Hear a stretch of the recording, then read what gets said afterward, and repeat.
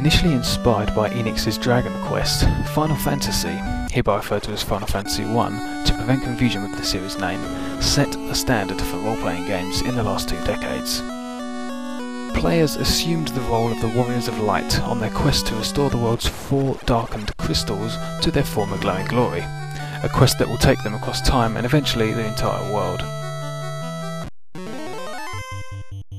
By today's standards, the graphics are clearly dated, and the game progressed slowly, particularly during the battle sequences.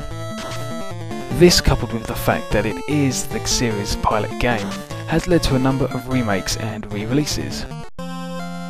Excluding its original Japanese release, Final Fantasy 1 has been remade or re-released 13 times in total, making it one of the most remade games in video gaming history to date. These include the rare MSX2 release in Japan, the Nintendo Entertainment System release in America, the Final Fantasy 1 and 2 package, which saw both games appearing on the same Japanese Famicom cartridge, 2 different titles for the Game Boy Advance releases in different regions, the mobile phone, and of course the most recent Sony PlayStation Portable release.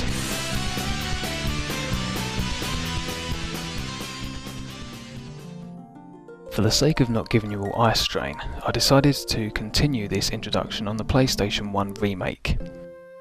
The graphics were notably enhanced, and the game even featured a high-resolution introduction of full-motion video, or FMV for short.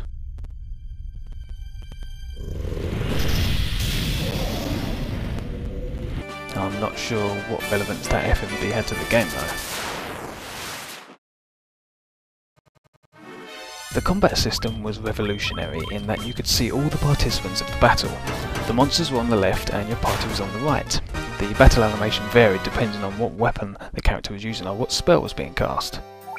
There was a standard equipping system in which you could purchase new items for your characters and choose which ones you would do battle with, but this wasn't anything new for its time. One of the most fun parts of the game was the spells, and there was a fair few of them. They each had their own animation. The storyline, once it got going, was actually quite deep, and the gameplay was highly addictive, both factors greatly contributing to Final Fantasy 1's success. When traversing the world, players weren't exactly restricted to walking. There was a boat available to ferry your characters across the oceans, there was a canoe which could take you across rivers, and what Final Fantasy game would be complete without a resident airship?